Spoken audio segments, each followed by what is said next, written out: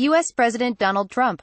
AP photo, Evan Vucci. Donald Trump yesterday cast aside intelligence agencies' verdict that Russia meddled in the U.S. presidential election, as he announced his first summit with Vladimir Putin.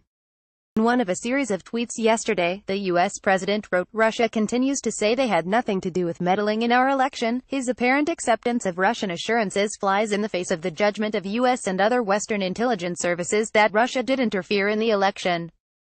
Mr. Trump also returned to a familiar theme of questioning why law enforcement agencies weren't investigating other perceived influences on the election, which he has repeatedly claimed was rigged for his opponent Hillary Clinton.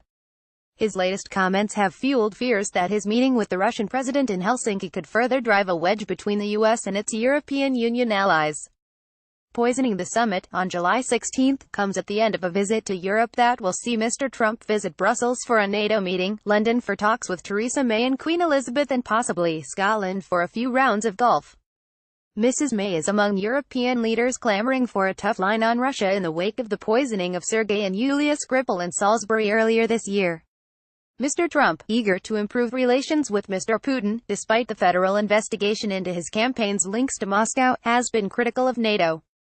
He is reported to have told fellow world leaders at a meeting this month that NATO is as bad as NAFTA, adding, "It's much too costly for the U.S. NAFTA, or the North American Free Trade Agreement, is a pact between America, Mexico and Canada that Mr. Trump has threatened to tear up unless it is renegotiated." There are fears the president could call for the halting of NATO exercises in Eastern Europe, something that would be a boost for Mr. Putin. Mr. Trump made a similar move after meeting North Korean leader Kim Jong-un when he canceled American-South Korea war games. There are also concerns that Mr. Trump could refuse to sign a joint communique at the end of the NATO gathering, something he did at the G7 meeting of world leaders this month, and attack allies for not spending more on defense. The White House and the Kremlin announced the Trump-Putin summit in joint statements yesterday. Helsinki held a number of historic Cold War talks in the past. The pair have yet to hold a formal summit since Mr. Trump took office last January, but have met a number of times and talked more than half a dozen times on the phone. An investigation by special counsel Robert Mueller into election meddling continues to hang over Mr. Trump. The president yesterday claimed in one of his tweets that Mr. Mueller had conflicts of interest. Mr. Trump is reportedly prepared to push for Russia's help in solving the long-standing Syria crisis, in what would be a remarkable change in policy from his predecessor Barack Obama. The 72-year-old hopes Mr. Putin will agree to drive Iran out of southern Syria in return for keeping President Bashar al-Assad in power, according to a CNN report. The U.S. president is expected to be in Britain from the evening of July 12 to July 15.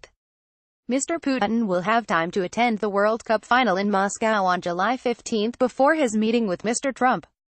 Mr. Trump said earlier this week, "I think they're doing a fantastic job with the World Cup right now. It's in Russia, and I will tell you that it's exciting. My son loves soccer, and he loves watching the World Cup. And they have really done a fantastic job with the World Cup. It's exciting even if you're a non-soccer fan. I'm a soccer fan a little bit, but I don't have much time." Irish Independent.